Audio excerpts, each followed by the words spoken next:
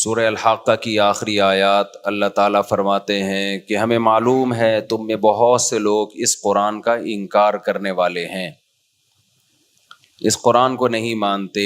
وَإِنَّهُ لَحَسْرَةٌ عَلَى الْكَافِرِينَ، لیکن جو انکار کرنے والے لوگ ہیں یہ قرآن قیامت کے دن ان کے لیے افسوس کا ذریعہ بنے گا۔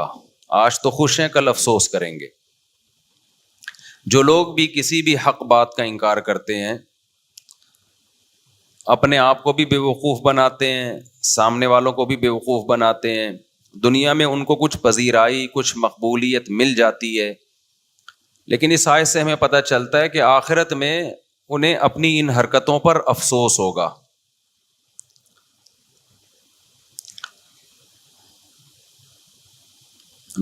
لوگ مجھے چیزیں بھیجتے رہتے ہیں نا، جیسے نبی صلی اللہ علیہ وسلم کے دور میں تو مشرکین انکار کرتے تھے قرآن کا اور اوٹ پٹانگ قسم کے دلائل دیتے تھے، تو میں سوچتا ہوں کہ پیغمبر صلی اللہ علیہ وسلم کا کیسا ظرف تھا۔ جب لوگ بہت الٹی الٹی باتیں کرتے ہیں نا، اس سے انسان کو بہت تکلیف ہوتی ہے، اور اس میں لوگوں میں وہ کنفیوژن بھی پیدا کر رہے ہوں، 2 اور 2 4 کی طرح کچھ چیزیں کلیئر ہوتی ہیں، لیکن اب ہر چیز میں جب سے یہ سوشل میڈیا آزاد ہوا ہے، ہر چیز میں کنفیوژن پیدا کی جا رہی ہے۔ وہ تمام چیزیں جو 2 اور 2 4 کی طرح تھی نا، ان کو بھی مشکوک بنایا جا رہا ہے۔ تو میں جب یہ آیتیں پڑھتا ہوں، میں کہتا ہوں ہمیں جب اتنی اذیت ہوتی ہے، اتنا ٹینشن ہوتی ہے اور غصہ بھی آتا ہے کہ یار یہ کیا کر رہا ہے یہ آدمی۔ صحافیوں کو سنتے ہیں، وہ کیسا حقائق کو مس کر رہے ہوتے ہیں، مذہبی اسکالرز کو سنتے ہیں، وہ کیسا حقیقت کو مس کر رہے ہوتے ہیں۔ کچھ دن پہلے ایک صاحب آئے، انہوں نے کہا کہ یہ پھونکوں والی سرکار اتنی ہٹ ہو گئی، اتنے بڑے بڑے آفیسرز اس کے پاس جا رہے ہیں۔ تو میں نے کہا یہ ہمارے ملک کا حال ہے کہ یہ ایک تھوڑی ایسے تو پتہ نہیں 20 لوگ ہیں، 20 لوگ ہیں۔ یہ تو میڈیا میں کچھ لوگ آ گئے، ورنہ تو جو روحانیت اور عاملوں پہ میں صبح شام بولتا رہتا ہوں، اگر میں نہ بولتا تو 4-6 لوگ جو بچ گئے ہیں وہ بھی جا رہے ہوتے۔ 4-6 لوگ جو بچ گئے ہیں نا عاملوں کے پاس جانے سے، 4-6 ہی ہیں، اس سے زیادہ نہیں ہیں، تو وہ بھی جا رہے ہوتے۔ تو انسان کو تکلیف ہوتی ہے کہ یار تم کوئی تو بیس ہونی چاہیے کسی بات کی، حقائق کو کیسا مس کیا جاتا ہے۔ تو جب میں قرآن کی آیتیں پڑھتا ہوں تو قرآن میں نا نبی صلی اللہ علیہ وسلم کے لیے تسلیاں بہت ہیں۔ ہم جب شروع میں درس تفسیر پڑھتے تھے مدرسے میں، تو میں بار بار سوچتا تھا کہ یار اللہ اپنے نبی کو اتنی تسلیاں کیوں دے رہے ہیں؟ بس ایک دفعہ بتا دیا نا کہ یہ لوگ آپ کی مخالفت کرتے ہیں، آپ صبر کریں، یہ آپ کی مخالفت کرتے ہیں، آپ صبر کریں، اللہ فیصلہ کر لے گا، اللہ فیصلہ کر لے گا۔ یہ مضمون بہت ہے۔ تو میں کہتا تھا اللہ میاں نے اتنا زیادہ کیوں؟ بھائی وہ مخالفت کر رہے ہیں تو نبی اپنا کام کرتے رہیں، کیا خیال ہے بھائی؟ ہمارے نبی تبلیغ کرتے رہیں، وہ آپ کو جادوگر کہیں، وہ آپ کو شاعر کہیں، وہ آپ کی بات کا انکار کریں۔ انہوں نے معجزہ مانگا، نبی نے چاند کے 2 ٹکڑے کر دی، انہوں نے کہا یہ تو جادو ہے۔ تو آپ صلی اللہ علیہ وسلم دعوت میں لگے رہیں۔ اللہ کو تسلی دینے کی ضرورت کیا ہے؟ بس ایک دفعہ دے دی۔ لیکن جب انسان خود بھگتتا ہے نا، پھر پتہ چلتا ہے بھائی ایک آدھ دفعہ کی تسلی کافی نہیں ہے۔ ہمارے ایک استاذ ہیں، بڑا کام اللہ ان سے دین کا لے رہا ہے، لیکن لوگ ان کے خلاف بہت ہیں، حالانکہ میں ان کو ذاتی طور پہ جانتا ہوں، وہ بہت ہی مخلص ہیں۔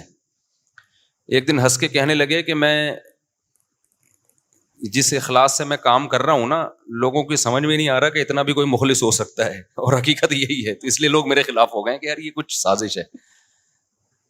موسیٰ علیہ الصلوۃ والسلام جو تھے نا، وہ بہت دور جا کے نہایا کرتے تھے، غسل کیا کرتے تھے، کیونکہ آپ کی طبیعت میں حیا بہت زیادہ تھی، اپنی قمیض بھی کسی کے سامنے نہیں اتارتے تھے، بہت زیادہ حیا تھی۔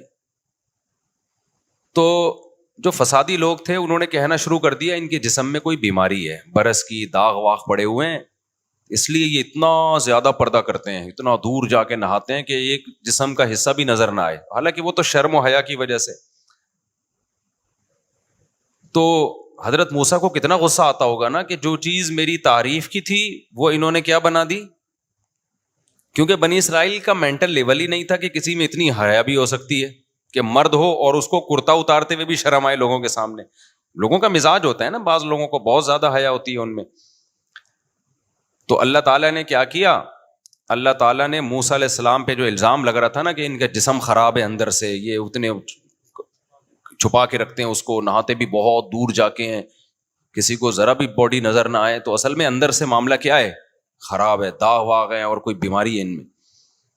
اتنا زیادہ انہوں نے پروپیگنڈا کیا نالائقوں نے کہ قرآن میں اللہ تعالیٰ نے فرمایا کہ فَبَرَّأَهُ اللَّهُ مِمَّا قَالُوا, اللہ نے موسیٰ علیہ السلام کو ان کے الزامات سے بری کر دیا. بخاری میں حدیث ہے کہ موسیٰ علیہ السلام کہیں دور جا کے غسل کر رہے تھے اور اپنے کپڑے اتار کے رکھے انہوں نے پتھر پہ, تالاب میں چلے گئے, پتھر کپڑے لے کے بھاگ گیا. بخاری کی حدیث ہے, پتھر کپڑے لے کے اللہ نے حکم دیا پتھر کو بھاگ جا بھائی تو. موسیٰ علیہ السلام باہر نکلے تو پتھر مارکیٹ سے شارٹ. موسیٰ علیہ السلام نے دیکھا پتھر آگے آگے جا رہا ہے نا, بھاگ رہا ہے, حضرت موسیٰ پیچھے پیچھے دوڑ رہے ہیں, تو پتھر حضرت موسیٰ علیہ السلام کو آبادی میں لے کے آ گیا جہاں بنی اسرائیل جو فسادی لوگ اس طرح کی بات, سارے نہیں کر رہے تھے, کچھ لوگ کر رہے تھے. انہوں نے حضرت موسیٰ کا جسم دیکھا تو حدیث کے الفاظ ہیں کہ سب سے خوبصورت ترین جسم موسیٰ علیہ السلام کا, یعنی وہ حیران ہو گئے کیا اللہ نے ان کو ایک فٹنس ہوتی ہے نا, یہ والے باڈی بلڈروں کی فٹنس نہیں جو اسپیڈ بریکر نکلے ہوئے ہوتے ہیں یہاں سے, اس کو لوگ سمجھتے ہیں کہ یہ حسن ہے, یہ کوئی حسن نہیں ہے. اللہ سب سے زیادہ پیغمبروں کو حسین بناتے ہیں.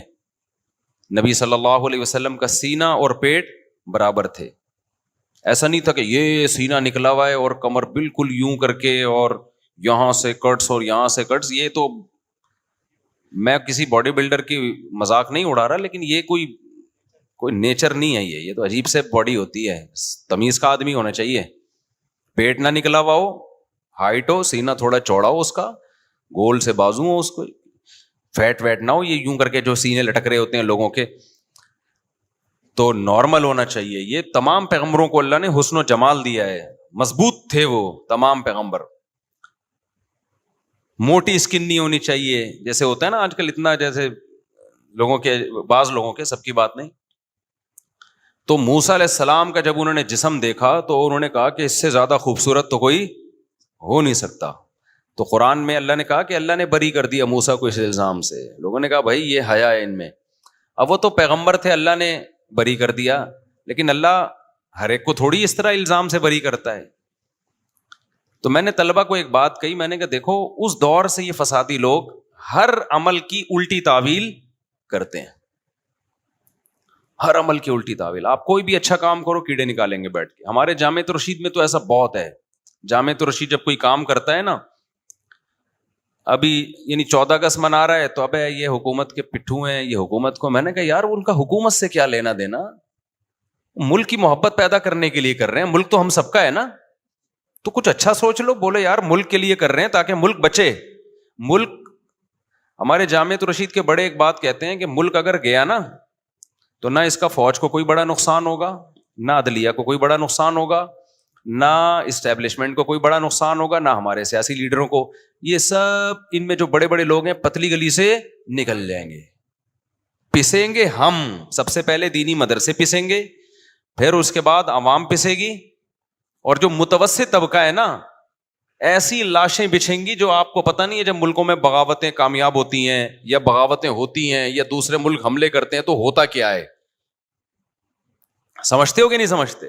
تو ایک چیز کو اچھا وے میں سوچ لو کہ یار شاید یہ, لیکن ہر چیز کو قوم کا مزاج, اور یہ صحافیوں نے جو آ رہے ہیں ٹیلی ویژن پہ, جو مختلف اینکرز آ رہے ہیں, کچھ اچھے بھی ہیں لیکن ایسی کھچڑی پکا دی ہے جب ہم سنتے ہیں نا تو نیندیں اڑ جاتی ہیں. جس کے دل میں تھوڑا سا بھی درد ہوگا وہ تو سوچے گا نا یار یہ قوم کو کدھر لے کے جا